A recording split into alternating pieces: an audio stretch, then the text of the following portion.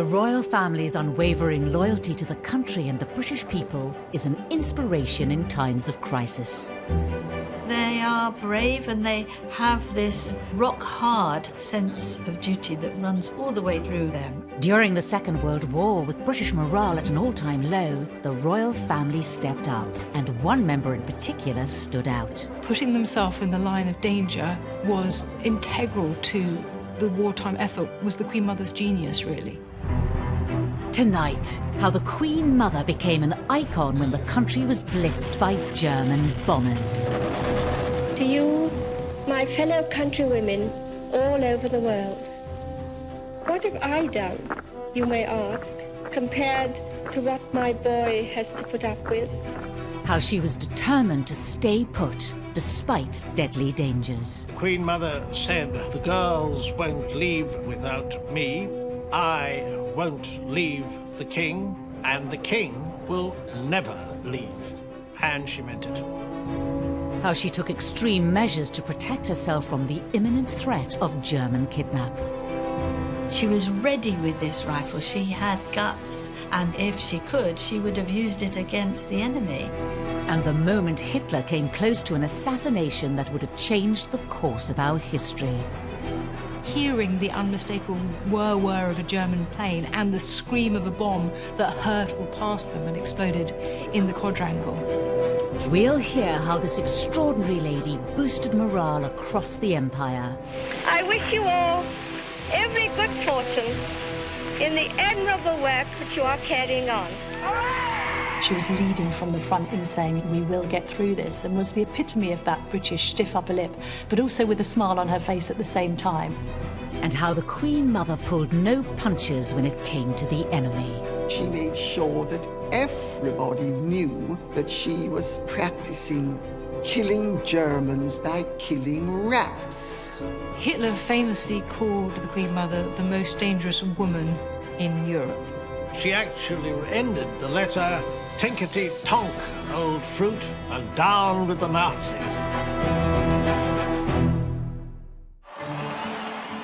The royal family are figureheads for the morale of the nation, through good times and bad.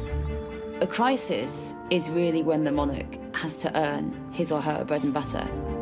Because it's all very well waving and smiling, but when the country's got real problems, that's when we really expect to see our king or queen.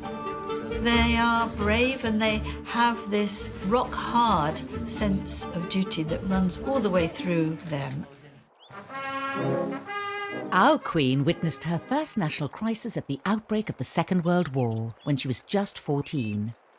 But all eyes at that time were on her father, King George VI, and her mother, then Queen Elizabeth, now widely known as the Queen Mother. Elizabeth Angela Marguerite Bowes-Lyon was born in 1900. A lady at the age of 4, she was homeschooled and fluent in French by the time she was 10.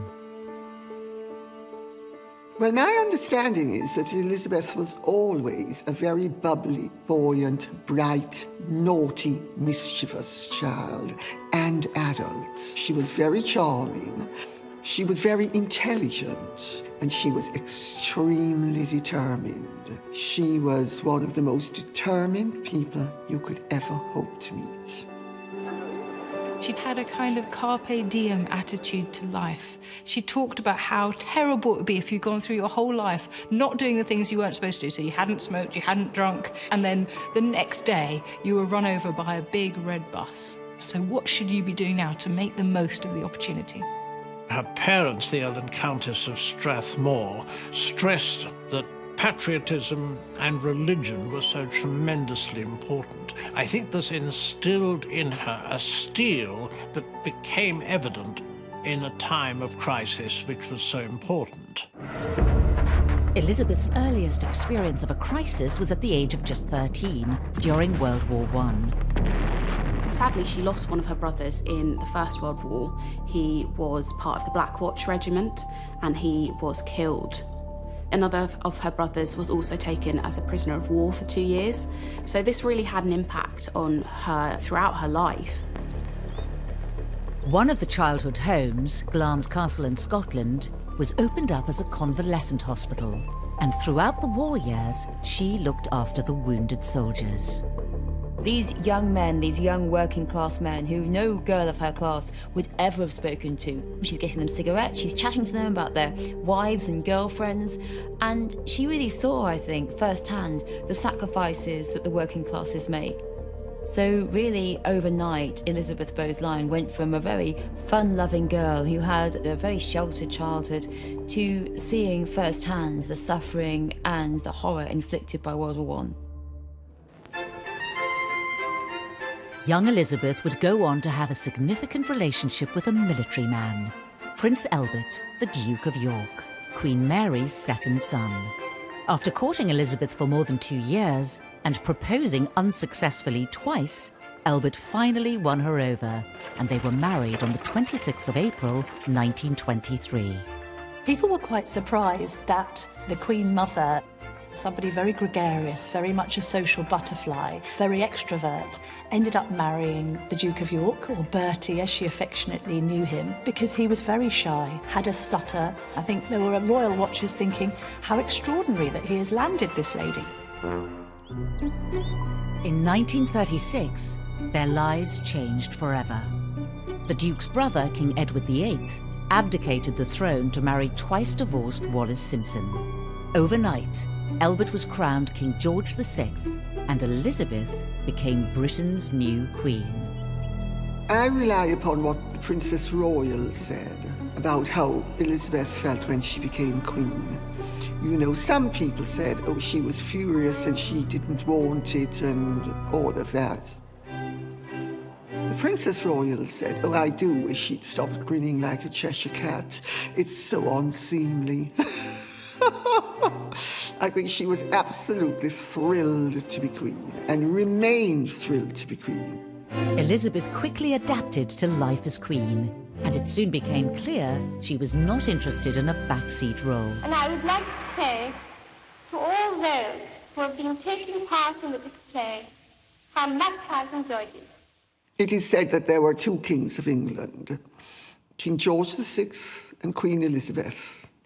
And in fact, Winston Churchill complained to Lord Beaverbrook, and I got this from my sister-in-law, Jeannie, who was his granddaughter, that he didn't think he could continue to have regular audiences with the king, because whenever he needed immediate decisions, the king would say, oh, leave it with me, I'll think on it overnight, meaning I'll consult Elizabeth.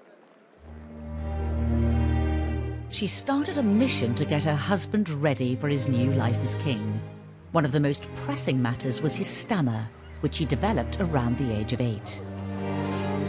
Scheme whose inception we saw when we were last in Glasgow 10 months ago. And she almost frog-marched him off to Harley Street because he had a stammer, and she knew that that was not a way to be if you were a king.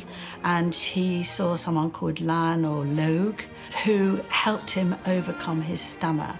And she helped him too. He had to do exercises every day. So she built up his confidence. She bucked him up when he had to go and see members of the public, which he found so daunting. Lord Halifax actually described her as a steel hand in a velvet glove. And above all, I suppose, she gave him love.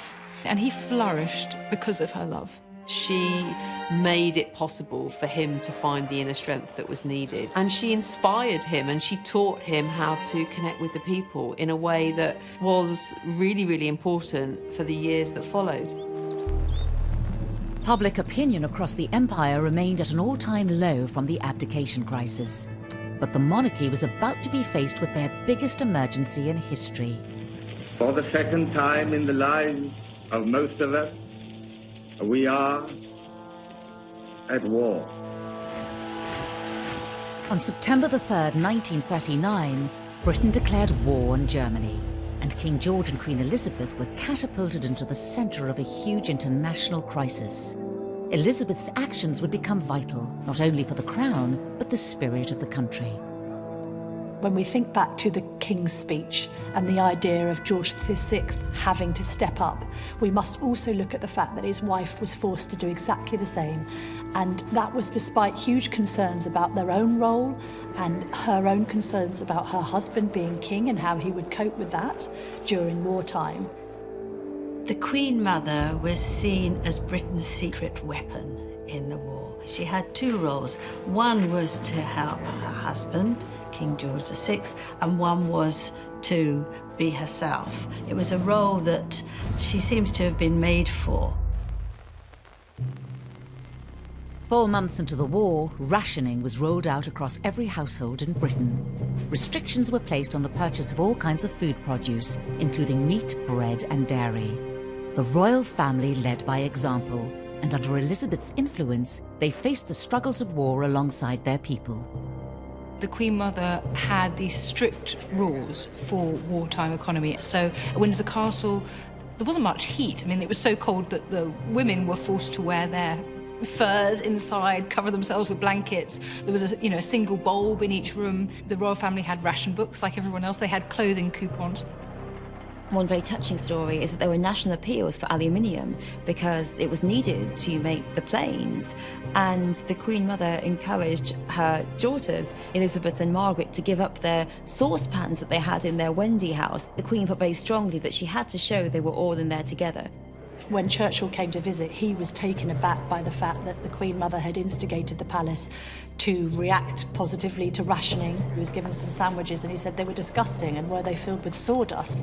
The Queen Mother was a very determined woman and she was very tough, and it's very clear that this adherence to these strict rules during wartime came from her. A year and a half into the war, things took a dramatic turn for the United Kingdom. The 7th of September 1940, the Luftwaffe attacked London, leaving 430 dead, a day that would become known as Black Saturday. The Battle of London, which began with strong forces of Nazi bombers attacking the capital at night, led to a big fire on the waterside early in the onslaught. It marked the start of the Blitz, and over the next 57 days, the country repeatedly came under attack by German aerial bombers. The main aim was areas where the Third Reich felt there would be industrial production, and so we're looking at docks, we're looking at factories. In just 9 months, over 40,000 people died, and up to 139,000 were wounded. Over 1 million homes were destroyed. Churches, historic houses, museums, the Commons in the House of Parliament was destroyed. And so there was a sense in which the city, particularly the capital city, was devastated and reduced to rubble. The Blitz had an unimaginable effect on Britain. The idea that you could be bombed to smithereens at home, war had never been like this before. It would always been overseas, now it was at home, and the home was threatened, and the suffering was really unimaginable. London was bombed more heavily than anywhere else. The Luftwaffe destroyed a third of the capital. On the morning of the 13th of September, they set their sights on the city's prime target, Buckingham Palace. She describes these plumes of dust, the horrendous noise, and like any other families facing a similar situation at the time, that scrabble to find out if anyone had been injured.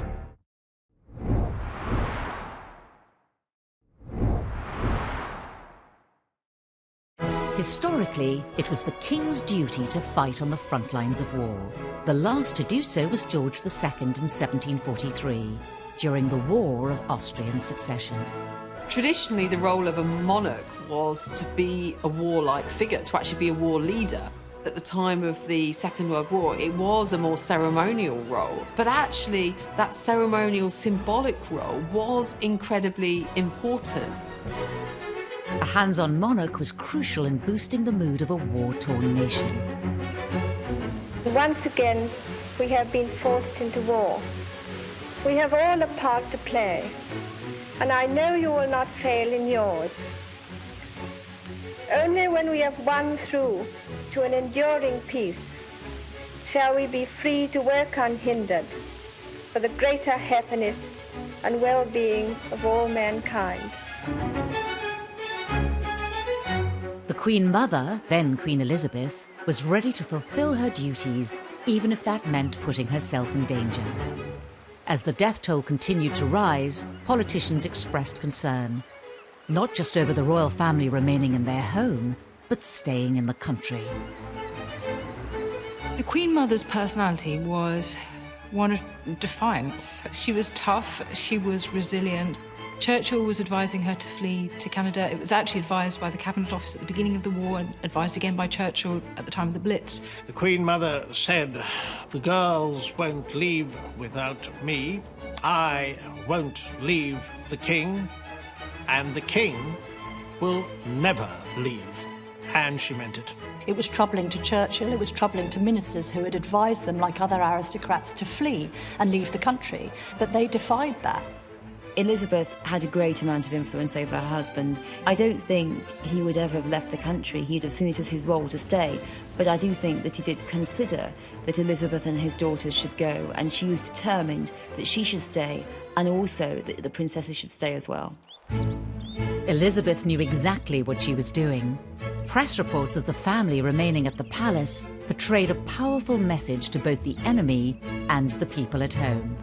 They would remain in London as a symbol of indomitable patriotism, of resistance and of British pride. The message was that things weren't that bad. They couldn't be that bad if the King and Queen were still here. So it's very much a sense that they were saying, we are in it with you. This is a narrative of shared suffering. And it's amazing what people can endure if there's a sense of equity about the distribution of the suffering.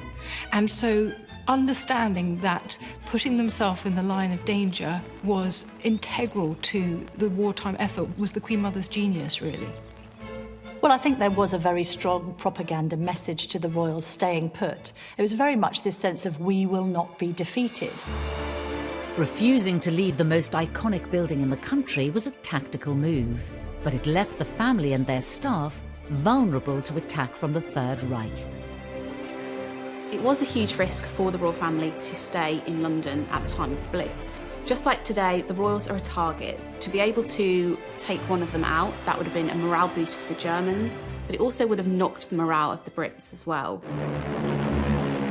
German aerial bombers were not the only threat to the royal family. There were rumours of potential kidnap from German parachutists. So with the help of Winston Churchill, Elizabeth took drastic measures to prepare herself. During the war, Churchill came and saw her a great deal, and he gave her a rifle. And so she would go around practicing shooting by trying to kill off rats. But she was ready with this rifle. She had guts. If she could, she would have used it against the enemy. This was seen by many as a clever propaganda technique devised by Elizabeth. She made sure that everybody knew that she was practicing killing Germans by killing rats. There was a link, and the link was that the Nazis were rats. And so the word was leaked that she was at the palace practicing shooting rats. Propaganda is very important, you know. All of this tells us of a woman who was humorous in the face of disaster. The expression is a tough old bird, isn't it? She was somebody who wasn't going to easily be cowed. If you think that the best way to deal with rats is to practice hitting them as if they're Germans, then you've got a certain spirit about you. Nothing could prepare Elizabeth for the events that unfolded during September 1940. On the 8th, a 50-kilogram bomb was dropped by the Luftwaffe on the grounds of Buckingham Palace, but it failed to explode. Just a few days later, at 11 a.m. on the 13th of September, the Germans hit the palace again. The Nazis hit Their Majesty's private chapel. The King and Queen had worshipped here only a few hours earlier. In 2009, a previously unpublished letter written by Elizabeth gave us a unique insight into what happened that day. We have her writing to her mother-in-law, describing, hearing the unmistakable whir of a German plane and the scream of a bomb that hurtled past them and exploded in the quadrangle. So they were very close to assassination. She says that her knees trembled a little bit after the explosion, which seems reasonable when you've had a bomb almost explode on you. The devastation caused by the 5 high-explosive bombs was terrifying. I saw a great column of smoke and earth thrown up into the air, and then we all ducked like lightning into the corridor. She describes these plumes of dust, the horrendous noise, and like any other family facing a similar situation at the time, that scrabble to find out if anyone had been injured. It didn't take her long to realise that she was actually the person who had to make sure that everybody else was all right, and that would be very much her role. So I imagine that's also quite strengthening, actually, if you can put your own fears aside and sort of concentrate on other people's. And I'm sure she did a very good job, because she was basically a very strong person, and she was very much a leader, and she knew that that was where she could make an impact. She went to check on the housemaids, she went to speak to the chef, and she talks of how the servants were really magnificent. They then retreated to their air raid shelter, which we know the Queen Mother had kitted out in soft furnishings and had fashion magazines on a table to make sure that everyone could be relaxed. But again, they were in there with their staff. Everybody had their nerves shot to pieces. But there was this sense that this was the way things were back then, and that they just had to keep on carrying on, gritting their teeth and getting through it in any way they could. Despite the devastation, Elizabeth's primary concern was her people. She wrote in the letter, "We lunched down in our shelter, and luckily at about 1:30 the all clear sounded, so we were able to set out on our tour of East and West Ham. The damage there is ghastly." Rather than staying around to deal with their own problems, they went to see those in the East End who'd also been bombed.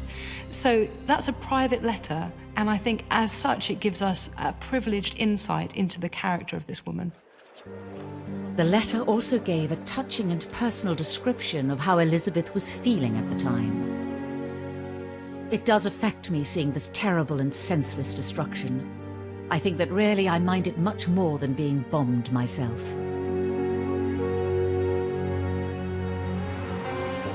Four people were injured that day, and later one died. The King and Queen had been lucky to walk away unharmed. Churchill himself was not told the closeness of this attack and what had happened until quite a long time later. She wasn't intimidated, she wasn't scared, so I really think that showed. Although keep calm and carry on was never used as a war slogan, the Queen Mother, I think, was the epitome of it. Her spirit is summed up by the way she said, "Dear old BP," meaning Buckingham Palace, "is still standing." And to a cousin, she actually ended the letter, "Tinkety-tonk, old fruit, and down with the Nazis." The bombing was a pivotal moment in the royal family's relationship with the public. Hitler had actually brought them closer together. I think from the Nazi high command that if they bombed Buckingham Palace, it would create press images of this destitute sovereign, the bombed out palace, and it would lead to despair among the British people. And exactly the opposite happened. 40 reporters were invited to view the damage. All civilized people give thanks that their majesties have escaped the Nazis' barbarous attacks. The Sunday graphic newspaper detailed how that day resonated with so many people. For the second time, a German bomber has tried to bring death and destruction to the home of their majesties. When this war is over, the common danger which King George and Queen Elizabeth have shared with their people will be a cherished memory and an inspiration through the years. The message that was coming out of that was, this beast in Berlin who has tried to assassinate our beloved sovereign, we can't let them get away with this. And there was a sense of pulling together. So immediately, it actually served to do the opposite to what the Germans had thought and became this extraordinary PR opportunity.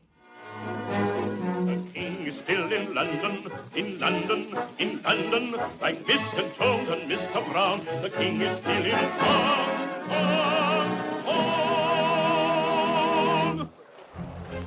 Sharing in the horrors of the Blitz by staying put at the palace was just the start. Elizabeth forged herself a new role and became an inspiration on the streets of war-torn Britain. There were times when the Queen Mother was putting her arm around people, physically comforting them through this horrific time. She was by her husband's side, but really was hugely influential, and it was almost more her than him that became the figurehead at this time of great national crisis.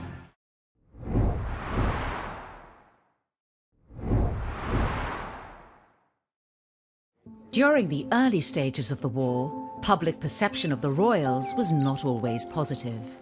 War broke out only a few years after the abdication crisis. And so the royal family hadn't really recovered in terms of public opinion. You know, the fact that she was wearing her furs and showing off their riches, and it seemed their safety by comparison to those who'd been bombed, really struck a nerve, and there was great hostility. King George and Queen Elizabeth's perseverance and solidarity with their subjects at the outbreak of the Blitz turned the tide. Sequel to the Big Blitz, the visit of Their Majesties the King and Queen to districts in East London which suffered very severely. The royal visitors were wholeheartedly welcomed everywhere they went, and everywhere they went Their Majesties saw and admired the spirit of the people. Well, indeed, they didn't cancel their royal visits either during these bombings. So although they had faced horrific turmoil in their own property and had bombs raining through, they still insisted on going and seeing those who weren't so fortunate. There was an occasion where she offered to hold a baby because a mother was there with her arm in a bandage and couldn't quite handle the infant. There were times when the Queen Mother was putting her arm around people, physically comforting them through this horrific time. After Buckingham Palace was bombed, whereas there'd been booing, jeering beforehand, now it was clear that even if you live in a palace, it doesn't mean you're safe. It doesn't mean that Hitler's not going to attack you. London wasn't the Nazis' only target, and Elizabeth insisted on visiting all sites obliterated by war. Of course, the Germans didn't simply just bomb London, they bombed other parts of the country, and the Queen Mother would go there. She was this kind of on-the-spot task force figure that would go and rally people and sympathise and empathise. They were very much at the forefront of this charm offensive to just try and keep smiles on faces, try and keep morale up, and they did that well beyond the confines of Buckingham Palace and went all over the country doing it.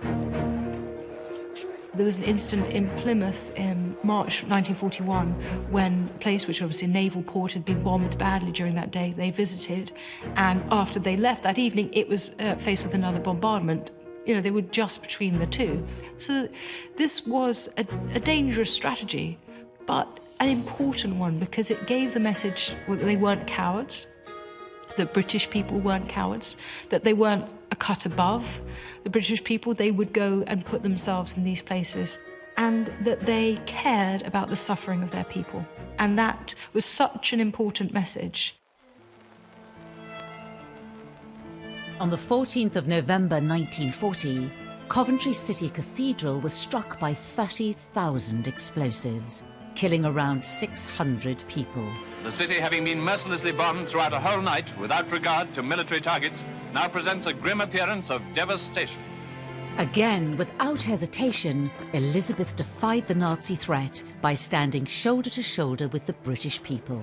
She understood the fear, the devastation of the Blitz, and she would once again go out, visit people. It absolutely exemplified all that was the best of London, indeed the whole country, at this time of crisis. Many, many hundreds of people were killed. She went there, and there was this sort of outpouring of affection for her. The national anthem was sung by hundreds of people, but it was this reaffirmation of those bonds between monarch and people. She was by her husband's side, but really was hugely influential, and it was almost more her than him that became the figurehead at this time of great national crisis. As a significant part of the monarchy, Elizabeth played a pivotal role supporting the nation in a time of crisis. I think she was determined to do everything in her power to help this country. I mean, obviously she couldn't go and fight, but she could be there to boost morale. Our own Queen Elizabeth has found time, amidst a host of other royal war duties, to institute a sewing bee in Buckingham Palace. Part of, I think, the Queen Mother's psyche of getting through the war was trying to maintain as normal a life as possible. This sense constantly that she would not let the Nazis defeat her didn't just mean in that sense of kowtowing to bombing raids over Buckingham Palace, but equally not to stop her and fellow Britons in their traditional way of life. Elizabeth found many ways of instilling positivity in troubled times. It wasn't just through visits to bombed-out areas. Due to the closure of music halls, theatres and other cultural venues, she kept spirits up through public appearances. She went to concerts at the National Gallery. The pianist Myra Hess had organised these daytime concerts, and the Queen Mother said that these were some of her happiest hours in these dark times. And she was also concerned about keeping other people's spirits up. On one occasion, the Queen Mother actually even wrote out a poem for Churchill and had it sent round to Downing Street. He was had a very romantic sort of nature, really, and so to be supported, you know, by some stirring words from the Queen at this point was very important to him. And boosting things for him, as to keep him going, was very important, and that's one of the key roles that the King and Queen had during that time. While the King focused on how the war was unfolding overseas, Elizabeth kept her focus closer to home and spoke directly to those left in Britain. Well, the Queen Mother was in a great position to give speeches to women and children. If you imagine that the King was in lockstep with Winston Churchill trying to give the more alpha message about the war effort and how things were going on the Western Front. A sense that the Queen's responsibility was to try and keep things calm and settled on the home front. World War II was a significant moment in the changing roles of women, that women took on new roles. They were in factories, they are out there working, they're working in the transport, they're working in shops, and even if they're not working, they are at home with full responsibility for the family because the men's are away. Financial decisions, they have to take them. Elizabeth did these motivational speeches throughout the war, speaking to women and children about what they were suffering, what they were going through, supporting the war effort, supporting their men. On the 13th of October 1940, the Queen Mother gave a speech supporting the women of Britain. To you, my fellow countrywomen all over the world, what have I done, you may ask, compared to what my boy has to put up with? Dodging submarines in the Atlantic or chasing Rommel across Africa. She was basically saying to them, we're all in this together, and I'm acknowledging that you're having a hard time. And she made it plain to people that she was sharing their hard time. In your different spheres, you have done all that he has done, and endured all that he has endured. It wasn't just through her words that Elizabeth inspired others. She also joined the military services. The Queen Mother became the Commandant-in-Chief of a number of services like the Auxiliary Territorial Service, the Women's Auxiliary Air Force, the Royal Naval Service, the Women's Royal Naval Service. So much of the communications from the royal family during the war was intended to say, we are like you. I'm joining up to these things in support of the men, just as you are doing. And that's the tone of her communications to the women of Britain as well, that she was nothing special, but she was doing what they were doing. And that was the symbol that was at work there, really. It was the work of their mother that encouraged Elizabeth and Margaret to follow suit. Princess Elizabeth, now a second subaltern in the ATS, has been on a 3-week course of instruction. In the classroom, she pores over a map, sharing it with a sergeant, Patricia Young of Fleet, Hampshire. Well, I think the Queen's example was followed by her daughters literally to the letter, in the sense that the Queen said she wanted to contribute to the war effort and contribute to the military effort. And Princess Elizabeth particularly looked at this example and said, OK, well, I shall also sign up. So she signed up to the ATS, the Auxiliary Territory Service, and she qualified to drive trucks, and she made her own contribution. I think eyebrows were raised at the time, this idea of a future Queen taking the risk of helping to serve on the home front, but the Queen wanted to do it, and I think she was largely empowered to do so because she observed her mother.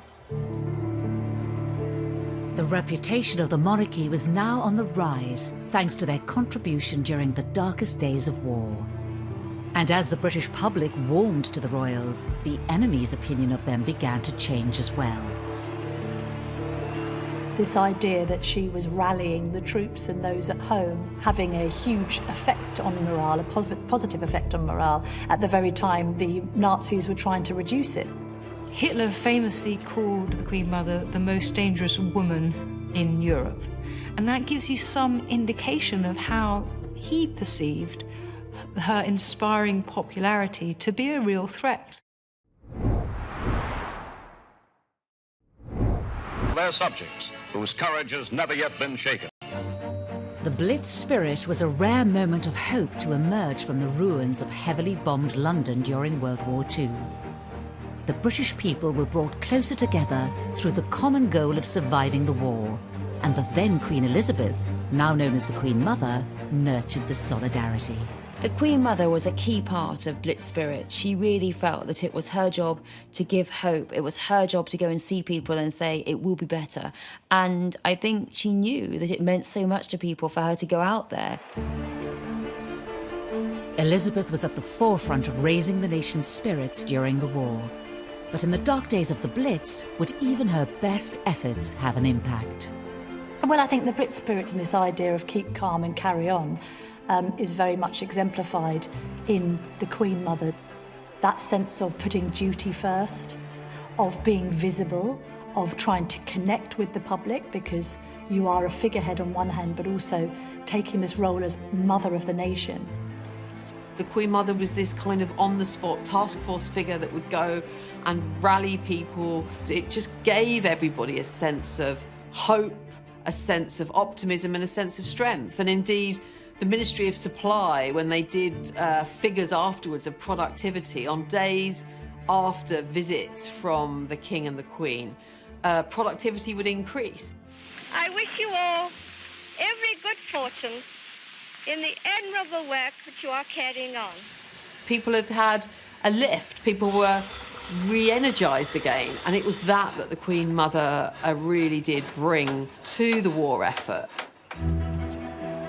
Elizabeth's unsinkable optimism and rabble-rousing character was well received on the home front, but also felt keenly behind enemy lines. Hitler famously called the Queen Mother the most dangerous woman in Europe. And that gives you some indication of how he perceived her inspiring popularity to be a real threat, that actually it would continue to encourage British people to keep going in the face of what looked like certain defeat. It is not at all trivial that the King and the Queen were out and being seen and encouraging and putting a smile on their face. I'm sure the Queen Mother loved the notion that Adolf Hitler dubbed her the most dangerous woman in Britain. This idea that she was rallying the troops and those at home and having a huge effect on morale, a positive effect on morale. She was wonderfully defiant. That can't have gone down at all well in Nazi headquarters, I wouldn't have thought.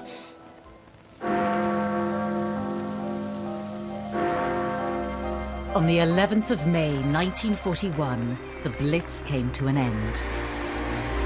4 years later, at 6 p.m. on the 8th of May 1945, Germany surrendered unconditionally. The King broadcast to the nation that the war in Europe was finally over. Germany, the enemy who drove all Europe into war, has been finally overcome. The Queen and I know that the ordeals which you have endured, we are proud to have shared some of them with you. So VE Day, Victory in Europe Day, was huge. The end of the war. But you've got huge, jubilant crowds gathering, people jumping in the fountains in Trafalgar Square. You've got people dancing in the streets. And at the heart of this is thousands of people gathering to pay tribute to the royal family. The royal family were at the heart of the nation's celebrations. The King and Queen had been at the heart of the war effort, and that was displayed in the appearances. everybody went absolutely wild. The king and queen were called onto the balcony 8 times. They were there sometimes with their daughters, sometimes with Sir Winston Churchill. People went crazy. It was the most wonderful, wonderful day. The average Briton were calling for the king and queen because they had absolutely perfectly embodied the spirit of the nation.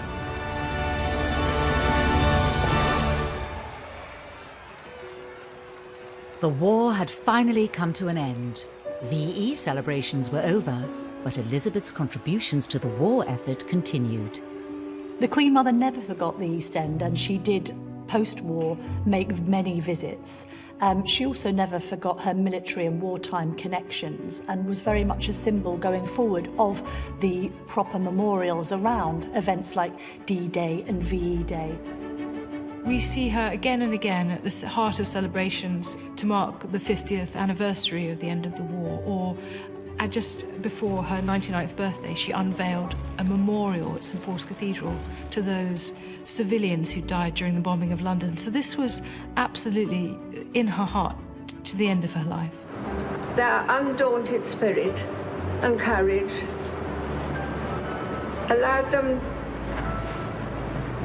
to take the Blitz as it came. They defied it. In particular, Elizabeth's unique relationship with the East End was never lost. After all its residents had been through during the Blitz period, her commitment to them continued, visiting them whenever she could. The famous one is from 1987 when she visited Limehouse. She went to a pub, she poured a pint, so she herself was 87 at this time, poured a pint and then drank about 3/4 of it, we're told. She was the best of them. And for them, she was not this great, other, distant, privileged woman. She was a woman who had gone through the war with them, at one with them, had seen them through. One lovely thing was that every year whilst the Queen Mother was alive, at her house, Clarence House, on her birthday would arrive a huge cake from the East End, which was from all of those that she had comforted during their terrible suffering. Long after the war, really right through to the end of her life, she was one of theirs, and there was a sense of real affection and bond between them that really actually, never died. The Queen Mother's death on the 30th of March 2002 marked the end of an era for Britain and the monarchy. I remember it very clearly, a sort of terrible feeling of loss when she went. There was a feeling that somehow a tremendous sort of spirit, who had been still very visible right up to the end, had suddenly left us, and that was very sad. I think that everybody who remembers the Queen Mother remembers her affectionately. And there was this great outpouring when she died. She had lived a long life, 101 years, but she was a great loss. And the only thing that we can take from that as a silver lining is that so much of what she exemplified in her life has since been adopted by the younger royals.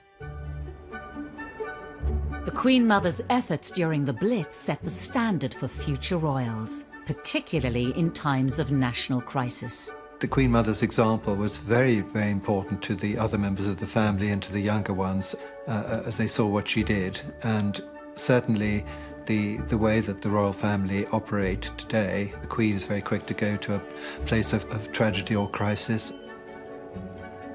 Even though the Queen Mother is now dead, people still talk about her in World War II. She set the bar for what is expected of a queen in a war. You go out there, you see people, you think about others rather than yourself. That is really important.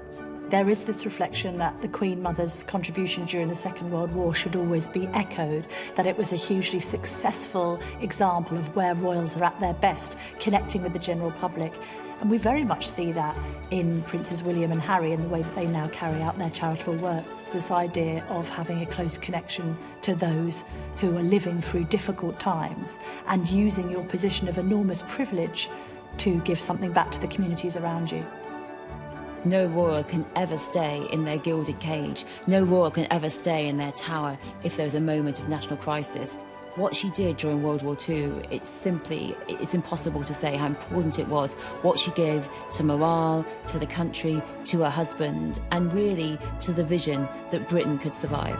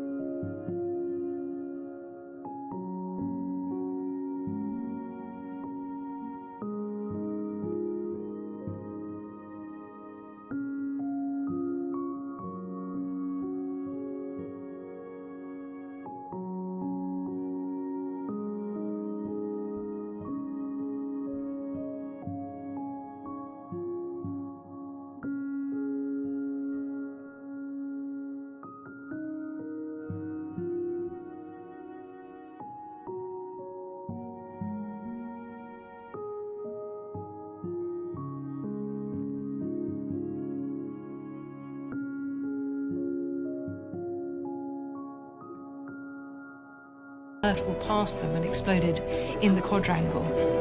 We'll hear how this extraordinary lady boosted morale across the empire. I wish you all every good fortune in the admirable work that you are carrying on. She was leading from the front in saying, we will get through this, and was the epitome of that British stiff upper lip, but also with a smile on her face at the same time. And how the Queen Mother pulled no punches when it came to the enemy. She made sure that everybody knew that she was practicing killing Germans by killing rats. Hitler famously called the Queen Mother the most dangerous woman in Europe. She actually ended the letter, tinkety-tonk, old fruit, and down with the Nazis.